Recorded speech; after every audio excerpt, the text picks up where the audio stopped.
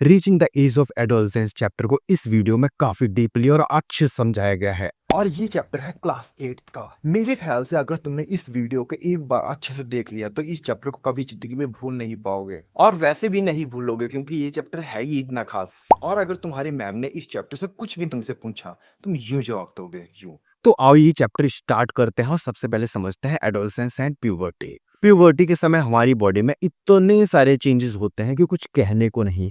आओ एक एक करके समझते हैं। क्या तुम जानते हो, एक टाइम आता है जब इंसान ना बच्चा रहता है ना पूरा बड़ा होता है।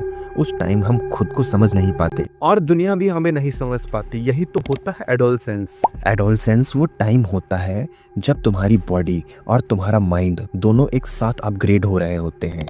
एक दिन सडनली तुम्हारी हाइट बढ़ जाती है और अगले दिन मूड स्विंग्स। कभी लगता है दुनिया तुम्हारे खिलाफ है और कभी लगता है यार पापा को हमेशा मैं ही क्यों गलत लगता हूँ। हार्मोन्स, ये छोटी सी चीज तुम्हारी इमोशंस, तुम्हारी वॉइस, इवन तुम्हारी थिंकिंग तक को बदल देती है।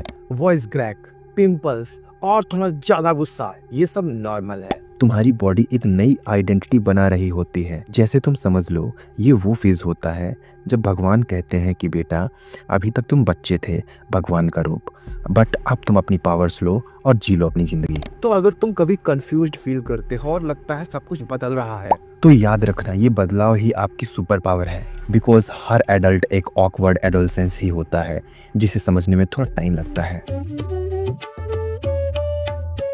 अब तुम बच्चे नहीं रहे। जब तुम्हारे घर वाले ऐसा कहते हैं तो समझ लो तुम्हारी प्यूबर्टी स्टेज की बात कर रहे हैं। आवाज बदल जाती है, हाइट भी जल्दी जल्दी बढ़ने लगती है और फेस भी बदला बदला लगता है। Welcome to the wildest upgrade of your life, puberty. Puberty एक हिडन प्रोसेस है जिसे हम देख नहीं सकते बट फील कर सकते हैं। तुम्हारा ब्रेन सिग्नल भेजता है हार्मोन्स को और फिर हार्मोन्स स्टार्ट कर देते हैं ऑपरेशन, ट्रांसफॉर्मेशन। बॉयज की वॉइस डीप होने लगती है, बियर्ड आती है और मसल्स डेवलप होने लगती है। गर्ल्स में मेंस्ट्रुएशन स्टार्ट हो जाता है, उनकी बॉडी रेडी होने लगती है एडल्टहुड के लिए। और सबसे शॉकिंग बात ये है, ये सब कुछ एक छोटी सी ग्लैंड, पिट्यूटरी ग्लैंड के एक सिग्नल से होता है। सोच के देखो, प्यूबर्टी बेसिकली तुम्हारी बॉडी का ट्रेनिंग मोड है जो तुम्हें प्रिपेयर करता है लाइफ के नेक्स्ट लेवल के लिए। इसे ऑकवर्ड मत समझो, ये वो मोमेंट है जब भगवान तुम्हें कहते हैं अब तुम रेडी हो अपनी पावर्स का यूज करने के लिए।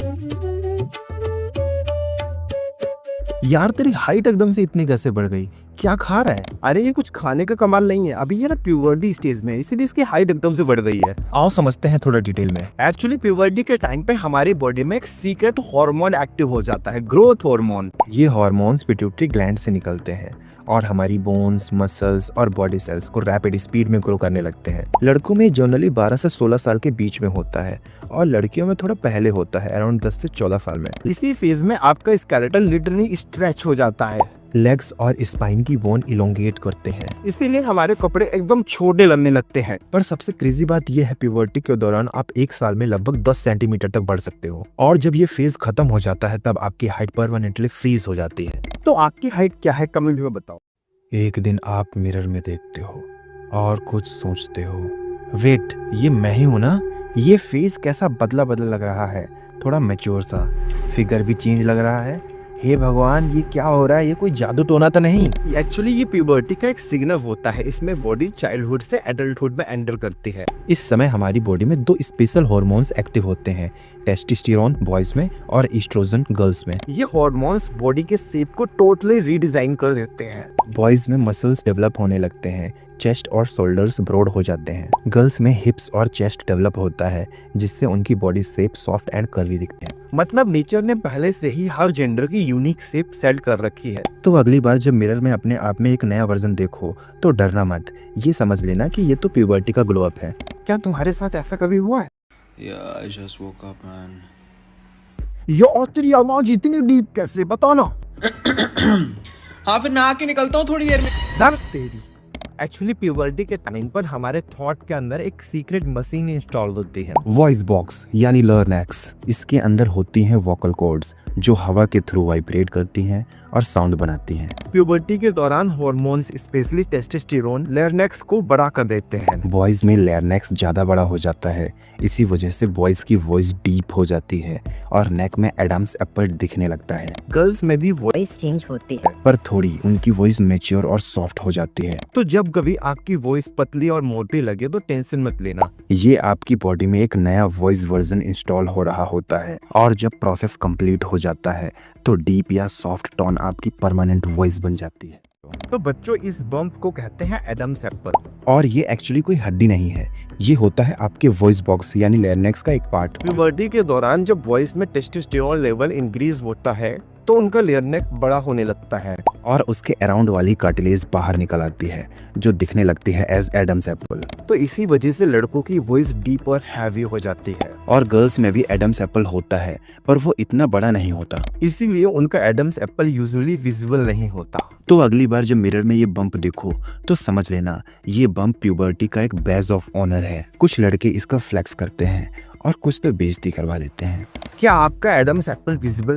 मुझे लगता है मेरी बॉडी कंट्रोल खो रही है क्योंकि जरा सा दौड़ो तो इतना पसीना निकल आता है कि कुछ कहने को नहीं, और फेस इतना ऑयली हो जाता है कि इस तेल से पूरियां तल लो, और पिंपल्स ने भी ऐसी तैसी कर रखी है। डरो मत, एक्चुअली प्यूबर्टी के टाइम पर sweat gland and sebaceous gland दोनों हाइपर एक्टिव हो जाते हैं। हार्मोन्स स्पेशली टेस्टोस्टेरोन और एस्ट्रोजन इन ग्लैंड्स को ज्यादा एक्टिव कर देते हैं। स्वेट ग्लैंड ज्यादा पसीना निकालते हैं ताकि बॉडी कूल रहे, और सेबेसियस ग्लैंड एक्स्ट्रा ऑयल बनाते हैं जो स्किन को सॉफ्ट रखता है।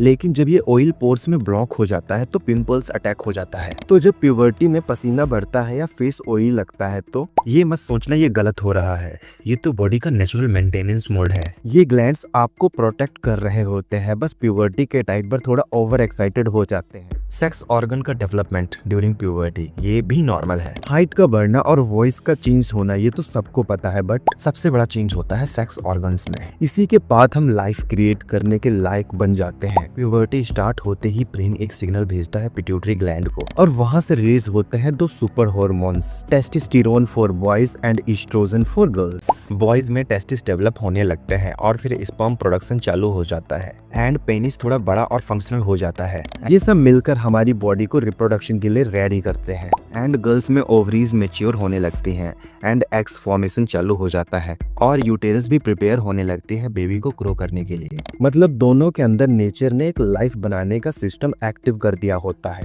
ये समझ लो ये वो फेज होता है जब आप एक चाइल्ड से एक लाइफ क्रिएटर बन जाते हो, जस्ट लाइक ब्रह्मा जी। तो कमेंट्स में बताओ तुम्हें प्यूबर्टी के टाइम पर सबसे सरप्राइजिंग चेंज कौन सा लगा?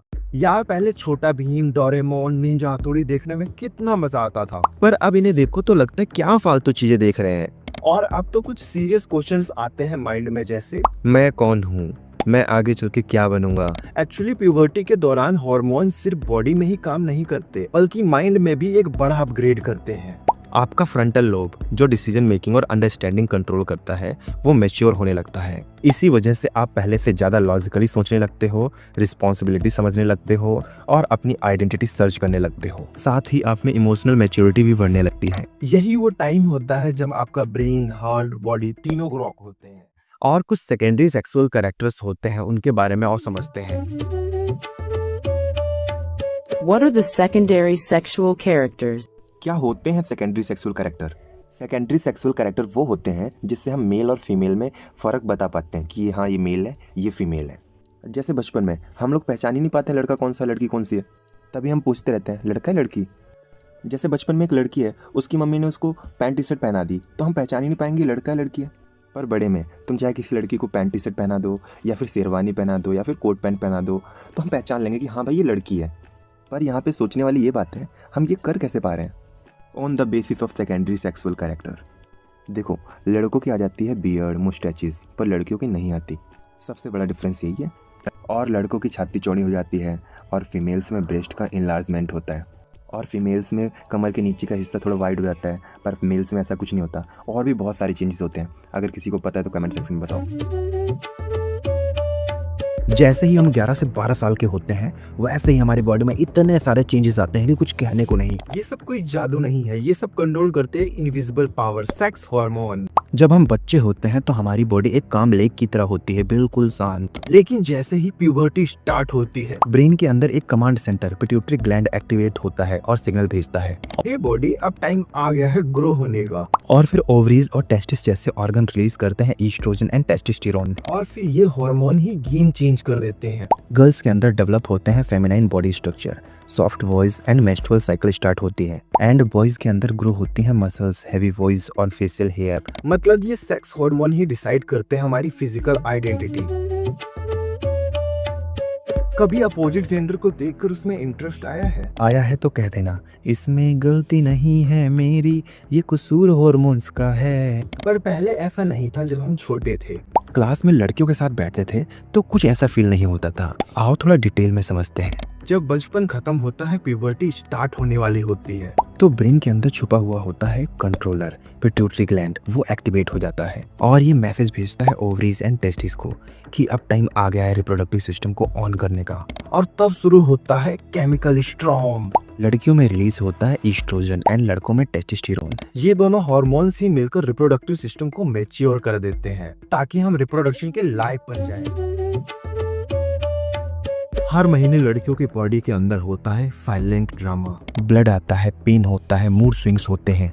लेकिन क्या तुम जानते हो ये एक्चुअली एक लाइफ क्रिएशन प्रोसेस का पार्ट होता है। चलो इमेजिन करो तुम्हारी बॉडी हर महीने एक गेस्ट के लिए घर रेडी करती है। गेस्ट है एक बेबी। पिट्यूटरी ग्लैंड ओवरीज को सिग्नल देते हैं एग रिलीज करने का। साथ ही यूटेरस अपने इनर लाइनिंग को भी थिक करती है, एक सॉफ्ट क्यूशन जैसा जहाँ बेबी ग्रो कर सके। अगर एग फर्टिलाइज हो जाए मतलब बेबी बन जाता है, लेकिन अगर फर्टिलाइज नहीं होता तो बॉडी कहती है नो गेस्ट दिस मंथ और फिर यूटेरस उस एक्स्ट्रा लाइनिंग को सेट कर देती है। यही होता है मेंस्ट्रुएशन या पीरियड। ये क्रेजी फैक्ट सुनो, एक नॉर्मल पीरियड साइकिल हर 28 दिन में रिपीट होती है। एक लड़की अपनी लाइफ में अराउंड 400 टाइम्स मेंस्ट्रुएट करती है। हर बार जब कोई प्रेग्नेंट होता है तो सबका पहला सवाल होता है लड़का है लड़की, लेकिन सच में इसका डिसीजन मम्मी नहीं पापा के सेल्स करते हैं। तो चलो समझते हैं साइंस के स्टाइल में। हर बेबी के पास होते हैं 23 पेयर ऑफ क्रोमोसोम्स और उसमें से एक स्पेशल पेयर होता है सेक्स क्रोमोसोम्स का। मदर के एग में हमेशा एक्स क्रोमोसोम होता है, जबकि फादर के स्पर्म में हो सकता है एक्स या वाई क्रोमोसोम। जब स्पर्म और एग मिलते हैं, अगर स्पर्म एक्स वाला हो तो बेबी गर्ल बनती है, अगर स्पर्म वाई वाला हो तो बेबी बॉय बनता है। मतलब जेंडर डिसाइड करने का फुल क्रेडिट फादर को जाता है, मदर को नहीं। तुमने सोसाइटी में देखा होगा सभी को ज्यादातर लड़के चाहिए होते हैं। अगर लड़की होती है तो लोग उसके मदर को कोसते हैं। तो ऐसे लोगों को आप इस वीडियो के थ्रू समझा सकते हो। और वैसे 50-50 चांस होते हैं लड़का या लड़की होने के। और कुछ हार्मोन्स होते हैं सेक्स हार्मोन्स के अलावा, आओ उनको भी समझते हैं।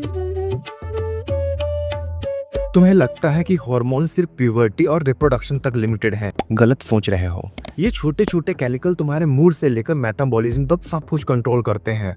चलो थोड़ा हार्मोन्स वर्ल्ड में ट्रैवल करते हैं। सबसे पहले आता है इंसुलिन, जो ब्लड में शुगर को कंट्रोल करता है। अगर ये बैलेंस से बाहर गया तो डायबिटीज हो जाती है। फिर आता है एड्रेनालाइन। जब तुम्हें स्ट्रेस होता है या एग्जाम हॉल में दिल बहुत तेज धड़कता है तो ये हार्मोन तुम्हें सुपरमैन बनाता है फॉर अ मोमेंट। और फिर आता है थायरोसाइन। ये तुम्हारे मेटाबॉलिज्म का किंग है। अगर ज्यादा हुआ तो फुल ऑफ एनर्जी, अगर कम हुआ तो बॉडी स्लो और टायर्ड लगेगी। और अब सबसे इमोशनल हार्मोन ऑक्सीटोसिन। जब तुम किसी को हग करते हो या प्यार महसूस करते हो तो ये रिलीज होता है, इसीलिए इसे कहते हैं लव हार्मोन। ये सभी हार्मोन्स हमारी लाइफ को 24 घंटे ट्यून करते हैं। अगर एक भी hormone out of the rhythm गया तो पूरा सिस्टम हिल जाता है। आओ अब थोड़ा सा बात करते हैं रिप्रोडक्टिव हेल्थ के बारे में। जिम, एक्सरसाइज, हेल्थ की तो बात सब करते हैं, पर कोई रिप्रोडक्टिव हेल्थ की बात क्यों नहीं करता? अगर रिप्रोडक्टिव हेल्थ में कोई दिक्कत आ जाए तो आपकी अगली जनरेशन होने में दिक्कत आ जाएगी। रिप्रोडक्टिव हेल्थ का मतलब सिर्फ डिजीज फ्री होना नहीं होता, बल्कि अपनी बॉडी के चेंजेस को समझना और उनका अच्छे से ख्याल रखना होता है। इसमें 3 चीजें सबसे इम्पोर्टेंट है। पहला है क्लीननेस, पर्सनल हाइजीन मेंटेन करना ड्यूरिंग मेंस्ट्रुएशन या स्वेटिंग। खासकर लड़कों थोड़ा स्वेटिंग के समय ध्यान रखना, नहीं तो बहुत गंदा महकते हो। और दूसरा है बैलेंस डाइट, प्रोटीन, विटामिन और आयरन से रिच फूड लेना चाहिए ताकि रिप्रोडक्टिव ऑर्गन्स हेल्दी रहें। और तीसरा है अवेयरनेस, प्यूबर्टी के टाइम पर होने वाले फिजिकल और इमोशनल चेंजेस को समझना, जैसे दाढ़ी आना, आर्मपिट्स में बाल आना या लड़कियों में ब्रेस्ट डेवलपमेंट होना। इन सब चीजों को लेकर शर्माना नहीं है। ये सब तुम थोड़ी ना कर रहे हो, ये तो नेचुरल है। अगर हम अपनी बॉडी का ध्यान रखें तो इन्फेक्शन, इनफर्टिलिटी और हार्मोनल चेंज जैसे प्रॉब्लम से बचे रह सकते हो। तो याद रखो, healthy habits today equals to healthy generation tomorrow. हर दिन तुम अपने फोन को 100% चार्ज करते हो, पर अपनी बॉडी को लास्ट टाइम कब चार्ज किया था? बैलेंस डाइट से। फास्ट फूड तो खाते ही होगे, बट असली एनर्जी मिलती है न्यूट्रिएंट्स से, और न्यूट्रिएंट्स मिलते हैं अच्छे फूड से। बैलेंस डाइट का मतलब सिर्फ खाना खाना नहीं, बल्कि राइट फूड, राइट अमाउंट और राइट टाइम पे खाना। इसमें हर न्यूट्रिएंट्स एक हीरो है। कार्बोहाइड्रेट्स एनर्जी के पावर हाउस होते हैं, प्रोटीन्स बॉडी बिल्डिंग के लिए इंपॉर्टेंट है, फैट्स एनर्जी स्टोर करते हैं, पर भाई थोड़ा लिमिट में।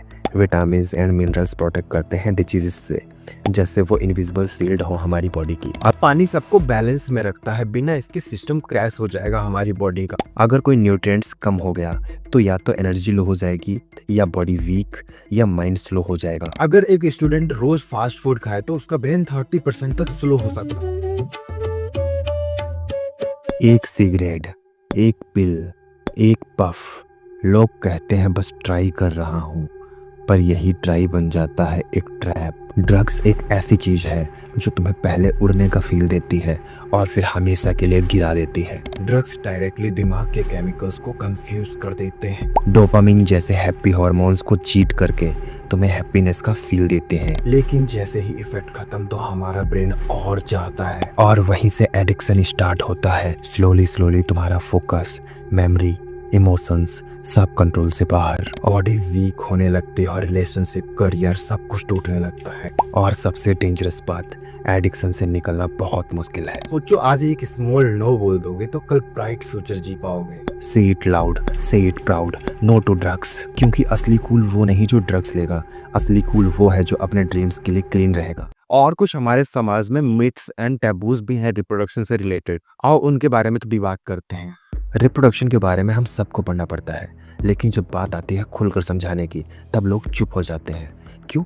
क्योंकि मिथ्स और टैबूज ने ही सच को धुंधला कर दिया है। कुछ लोग कहते हैं पीरियड्स इम्प्योर होते हैं, लेकिन फैक्ट ये है मेंस्ट्रुएशन एक नेचुरल प्रोसेस है, इसमें इम्प्योर जैसा कुछ नहीं है। कुछ लोग समझते हैं रिप्रोडक्शन पर बात करना शर्म की बात है, पर असल में ये हेल्थ एजुकेशन का पार्ट है और इसे हर स्टूडेंट को जानना चाहिए। और एक और मिथ, कॉन्ट्रासेप्टिव सिर्फ मैरिड लोगों के लिए होते हैं, जबकि फैक्ट ये है ये सब के लिए होते हैं। ये एक प्रोटेक्शन ऑप्शंस है। रिप्रोडक्टिव हेल्थ पे बात करना ये शर्म की बात नहीं, ये समझ की बात है। मिथ्स को तोड़ो, फैक्ट्स को समझो और अपनी जनरेशन को अवेयर बनाओ, because knowledge is not taboo, it's power.